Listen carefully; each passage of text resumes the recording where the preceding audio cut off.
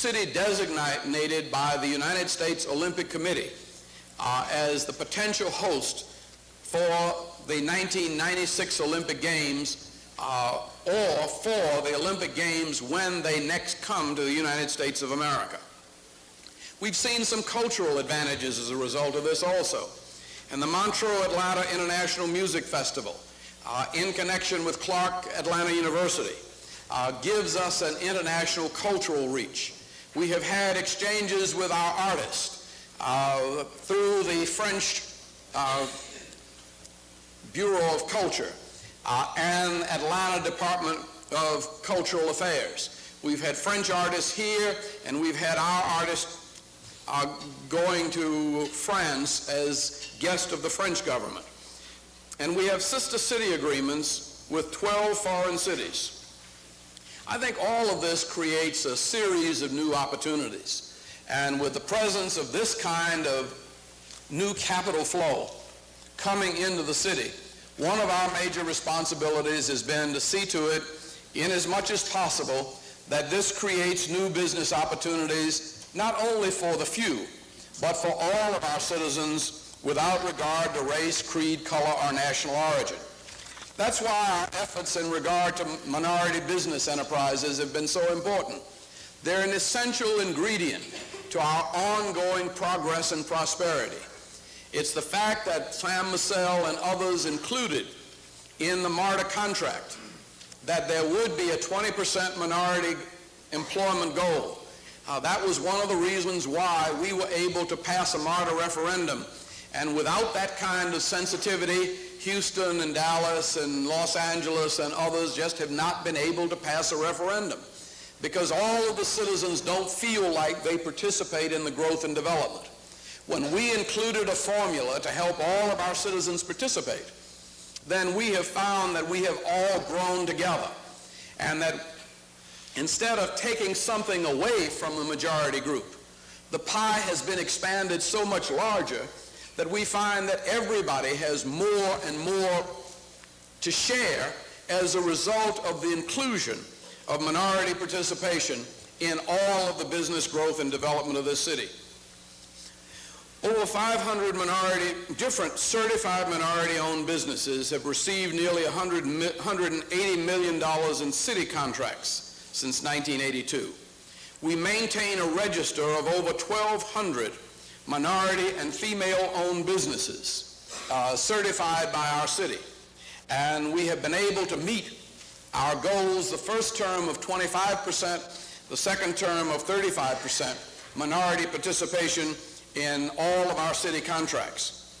We've also negotiated significant minority participation in these quasi-public and private developments such as Underground, the Hartsfield Center, Rio, Renaissance Center, the Healy Building, the renovation of the Seaboard Systems Piggyback Facility, and the Lakewood Amphitheater.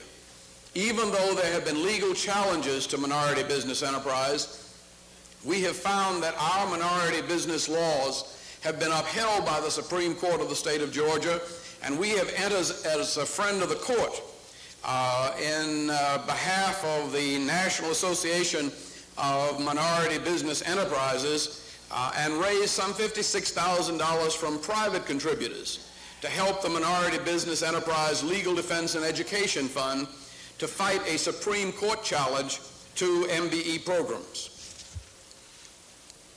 We've also provided some $61 million to 215 small business entrepreneurs through the Atlanta Economic Development Corporation's Business Improvement Loan Fund. And as a result of this, it's led to the creation or retention of more than 3,000 jobs in our vital small business sector. Over the past years, we have seen our city voted 3 years in a row as the best city in which to locate a business.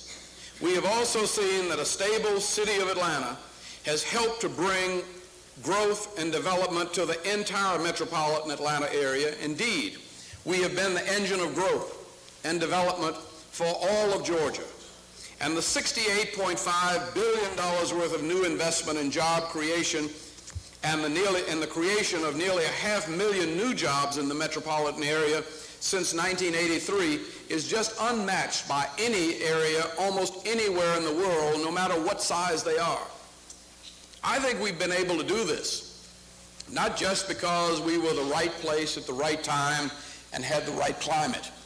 I think we also had the right team putting the job together. We had a team which was reflective and open to all of the citizens of our city. Quite often we get accused of being a black administration. And yet, if you look at the top officials of this city, 40% of the city's top 50 administrators are white, while 60% are black. Better than 30% of our top administrators are women. And the racial and gender diversity that we have in city government is reflective of the diversity of the city as a whole. When we look down the list of our city commissioners, we find that Chester Fournier was recently elected president of the American Public Works Association, that Pat Glisson has just completed a term as president of Government Finance Offices. Cal Carter is chairman of Airport Operators Council International. Marva Jones Brooks is the president-elect of the National Institute of Municipal Law Officers. George Napa is past president of the National Organization of Black Law Enforcement Executives. Tom Wyatt won awards from the prestigious International Downtown Association in '87 and '88 for meritorious public planning programs. Gary Holmes has successfully served as the city's point man for the redevelopment of Underground. Betsy Baker has led the way in forming new partnerships between the public and private sector to enhance the city's green space, open up new recreational opportunities, and expand our cultural awareness. Carolyn Olson has used her engineering expertise and managerial skills to make major improvements to our invaluable system of water resources. Aaron Turpo has us in this beautiful new City Hall building, ahead of schedule and within budget. Our 10 commissioners possess an average of more than 16.5 years of public sector experience and hold 5 master's degrees and 2 doctorates among them. That when you look at those who have gone from us, Ernest Bearfield left here as one of our deputy CAOs and went to run the city of Chicago for Mayor Harold Washington and is now in Philadelphia with Wilson Good. Richard Monte is the city manager in Newark. Henry Miller is in the Department of Urban Affairs for Governor Cuomo in the city of New York. These were not any better, some would say not as good as those who remained. And so I'm very grateful to the team of administrators that has made it possible for us to fulfill so many of the dreams that we have dared dream these last 7 years. And it would not have happened without a nice little lady whose stature is insignificant, but whose giant intellect and courage and sharp wit and bitter tongue have been able to keep all this powerful force of some 8,000 employees very much on the target. And almost all I have to do is dream dreams. And we find that as we begin to kick these dreams around, they correspond with dreams and aspirations of many of the people who have labored in civil service and many of the people on our council and many people in our private sector. And gradually out of those dreams, we begin to build a consensus that makes things happen. And were it not for those kinds of dreams, and were it not for the kind of administration, we would not be able to have the kind of record that I point to today. When we look at our bureau directors, Norman Copeland has successfully implemented this one-stop shop process and has contributed significantly to more than $5 billion worth of construction permits issued in this city since 1982. And $1.5 billion of which were in the last 2 years. Morris Redding steered us through the Democratic National Convention and later through the Operation Rescue protests with very appropriate and measured police responses under very, very difficult circumstances. Connie Curry has worked tirelessly with our churches in their efforts to house the homeless and feed the hungry. Harriet Sanford ensures that our economic progress is paralleled by the artistic and cultural advances which are the true mark of a civilized society. Colonel Joe Hall, who in little more than a year has made major improvements to the taxi industry, which is so vital to Atlanta's convention and tourism trade. But there are other city employees. It moves me to see Dr. Sherry Sanders at work, who worked with IBM to place writing to read laboratories in our city-sponsored daycare centers. And when you watch children coming from the poorer families of our city, marching into our daycare centers at 4 and 5 years old, sitting down at computers and writing stories and teaching themselves to read and write, you've got to give the credit not only to the IBM computers which were donated to us, but to Dr. Sherry Sanders for helping to translate that into the lives of these young people. Valencia Crowder, a laborer in the Department of Parks Maintenance, who helped plant flowers all over downtown in the preparation for the Democratic National Convention. Alan Stillwell, a maintenance mechanic in the Bureau of Water and Pollution Control, who worked throughout the night to bring the R.M. Clayton plant back online after this summer's sludge line break. Eddie Showers, a laborer in the Street Operations Division of the Bureau of Highway and Streets, who spends his day filling potholes so that the surface streets in Atlanta remain amongst the best in the country. And police officers Bruce Mathis, Don Cameron, Gregory Davis and Gregory Landis, and firefighter Jerry Prince, who gave their lives in the service of this city. Detectives Williams and Biello and their families, and all of Atlanta's finest, who risk their lives daily as a result of their commitment to ensuring the safety of our citizens. We would not have the kind of growth and the kind of prosperity that we now enjoy if we did not have one of the finest police forces anywhere in the world trying to ride herd on crime, which automatically comes with prosperity. And the constant battle, whether it be in Bankhead courts or downtown, is being waged by some 1,200 police officers, men and women alike, who are on duty around the clock, providing the level of safety and security that we now enjoy. And so, a lot that has gone on here is attributed to a lot of people. But let me just delineate accomplishments in some of these areas. One, in public safety. I think we've made major strides in protecting the life, liberty, and property of our citizens, largely through greater cooperation and operational changes and special anti-drug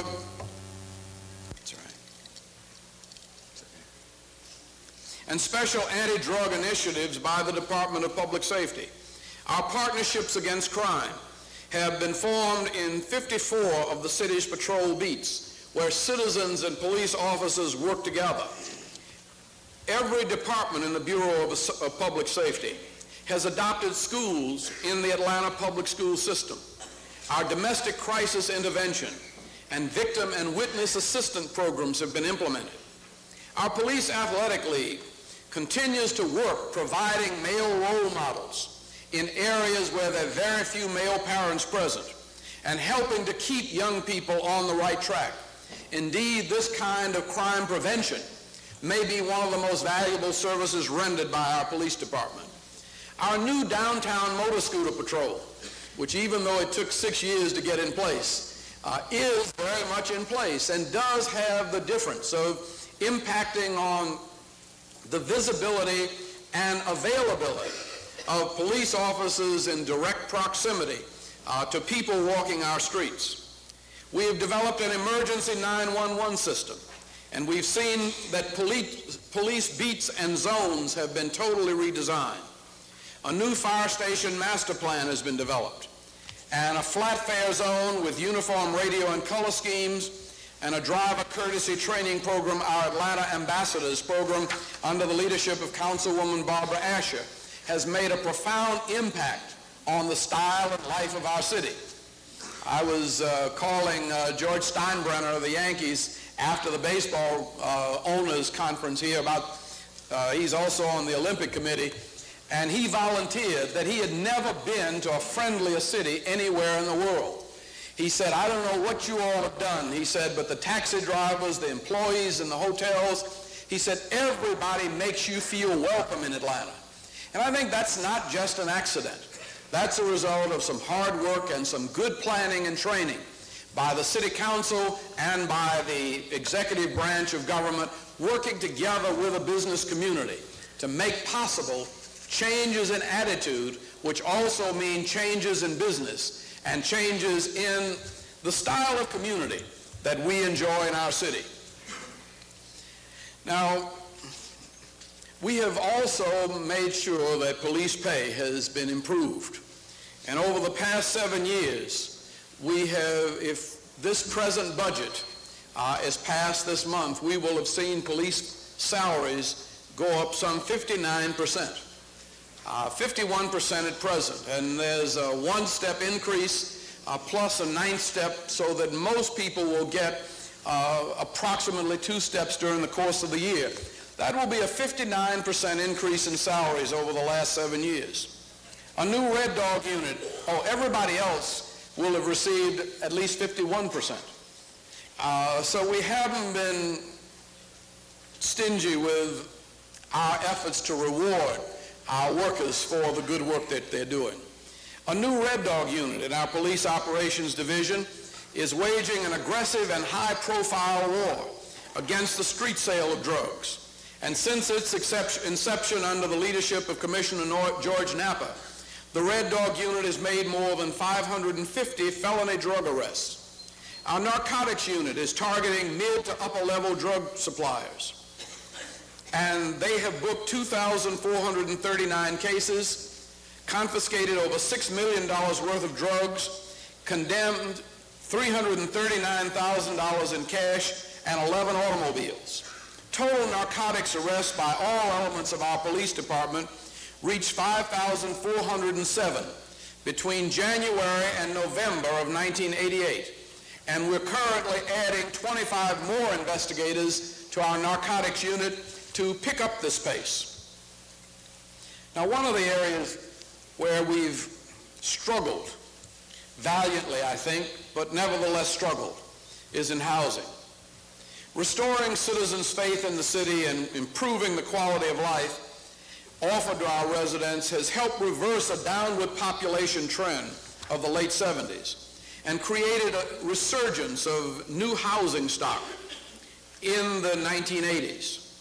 Renovation of in-town neighborhoods such as Virginia Highlands, Inman Park, Little Five Points, multifamily developments like the Concord, Park Place, Bennington Towers, the St. James Plantation Heights, Renaissance Park, 330 McGill Place, Club Tower, the Art Center Tower, and Mayfair in Midtown, Ansley above the park, Virginia Hill and Trolley Square near Piedmont Park, Guilford Forest, the Maze, Belmont Hills, Niskey Lake Cove, Wilson Mill, Meadows, and Valleydale Estates on the south side. A net increase of over 9,000 new housing units in the city since 1982.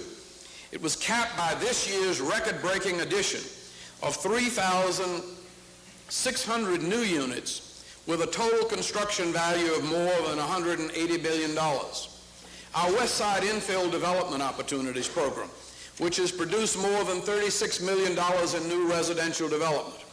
839 units of rehabilitation of 61 existing units at a cost of nearly $63 million.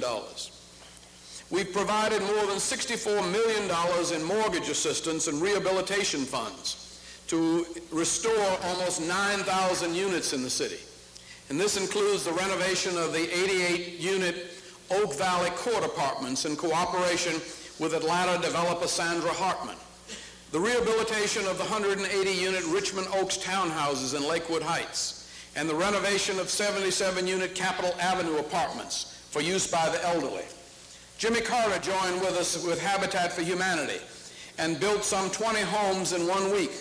And then across the street, Bovis Bruning, Edgewood Square development, is providing home ownership for low and moderate income persons, so that persons who are making between $20,000 and $25,000 a year can afford homes that in most cities would cost you $200,000 or more. But with a combination of UDAG grants and housing, some of the few that have been done anywhere, we've been able, coupled with a 9 1/8 mortgage loan program under the Urban Residential Finance Authority, we've made it possible for more and more people to become homeowners in our city. The total money made available by IRFA in IRFA bond issues is some $93.5 billion, $50 million of which was provided low interest in multifamily and $43 million for single family first-time home buyers. As we look at our human and social services, particularly what we've done about the homeless, we've got to give a lot of the credit and a lot of the thanks to the more than 50 churches and synagogues throughout our city that have made monumental efforts to shelter our increasingly homeless population. We've established Operation Homeless, and we have been serving more than 1,400 persons over a 13-day period. We began providing a day shelter and expanded employment services for more than 200 people a day at the downtown Day Labor Center. We operate a women's shelter at Wheat Street Baptist Church and a men's shelter at the West Hunter Baptist Church. We opened a health clinic and pharmacy, primarily serving homeless persons at the Day Labor Center. We opened a year-round day and weekend night shelter for homeless persons on Milton Avenue, thanks to a $500,000 gift by an Atlanta citizen, Mr. Malin Mims. We assisted in the opening of the Bethlehem Inn as a transition home, and we helped to open 2 new single-room occupancy hotels with the Salvation Army. We opened the Cascade House, a new pre-transitional residence, which will accommodate some 50 persons. We've also worked in providing education and job training. And we, during the summer food service program that now provides breakfast and lunch for nearly 10,000 disadvantaged youth each day. We opened a new child care center for city employees at the OIC building. And we implemented the Writing to Read program about which I've already spoken. But I think one of the things about which I'm most proud is the Task Force on Public Education, which is headed by my wife and joined with 100 citizens who are responsible for our Dream Jamboree and for generally supporting public education in our city. Graduates of the Atlanta Public Schools have increased their share of scholarship awards to last year receiving more than $15,218,885. And that's a considerable amount of money that's going to a school system that's 92% black and 85% poor. Because of that, we are able to see that 52% of our high school graduates go on to 4-year colleges and universities, 28% to 2-year institutions, 18% go directly into the workforce, and 10% into the military. And so part of our answer to the poor in our city is that if you stay in school, we do have an educational system that does provide you with benefits and opportunities and training that will enable you to move into the world as a self-sufficient and contributing citizen of our society. The Private Industry Council continues to meet the needs of those individuals who for one reason or other do not go on through the educational system. And we've provided job training for more than 9,000 people under the PIC program, 60% of whom went on to provide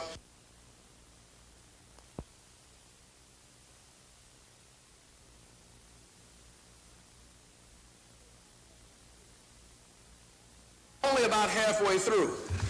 And I just encourage you to move ahead and to read through some of your distinguished accomplishments. And let me cut this short and come on to the end of my remarks.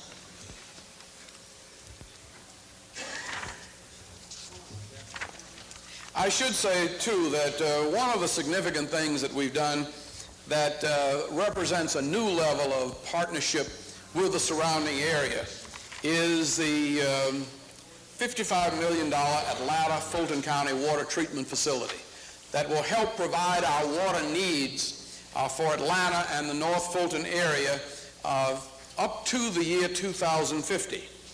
We've also entered into agreements with DeKalb County and with Gwinnett County so that improvements in the R.M. Clayton plant will help provide some of the water and sewage needs, not only Atlanta, but the entire metropolitan area.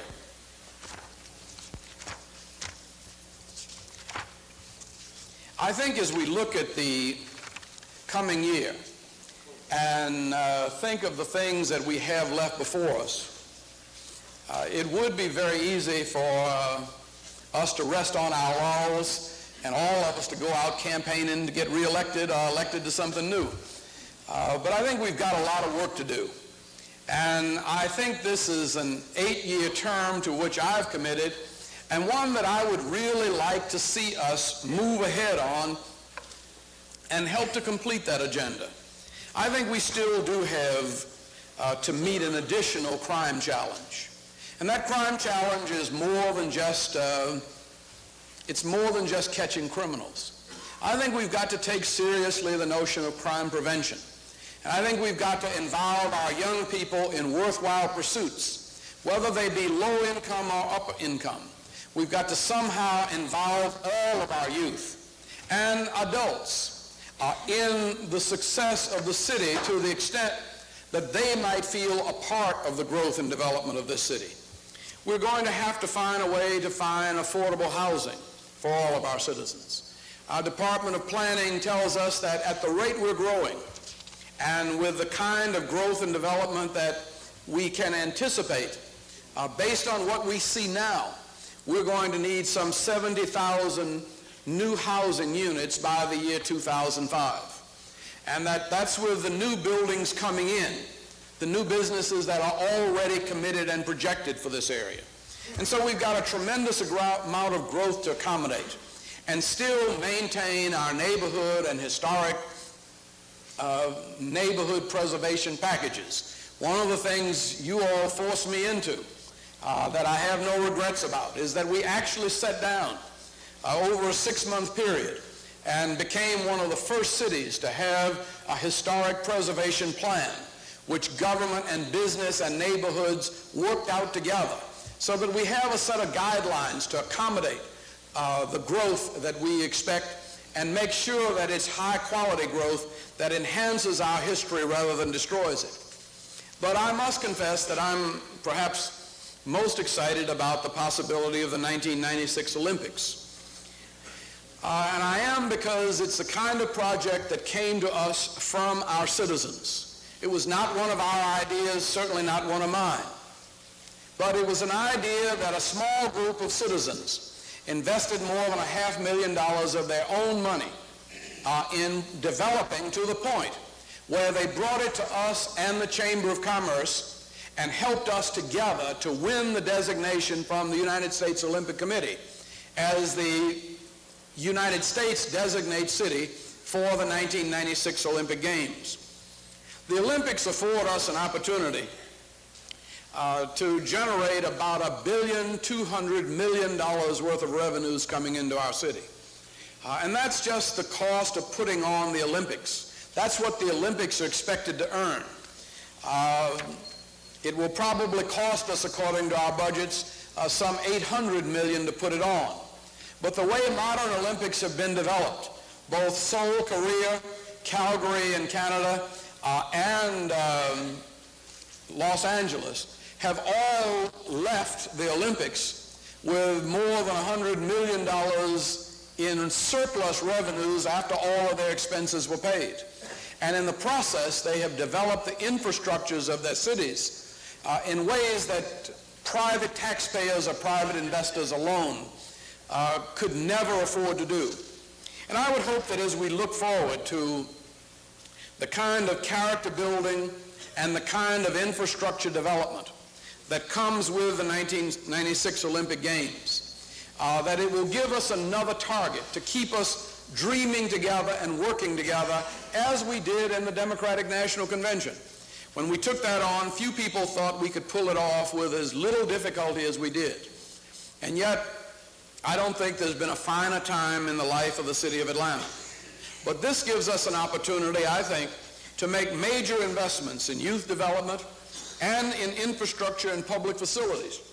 But I would hope we would also accompany the bid for the 1996 Olympics with a pledge to abolish substandard housing in our city by the year 1996. We ought to be able to find a way to develop the life of low and moderate income families and the quality of living in our public housing projects and in our low-income neighborhoods so that any citizens coming to our city and those citizens living in our city would all be proud of the kind of city that we have to present from one end of the city to the other. I was very pleased in my conversations with the Secretary-designate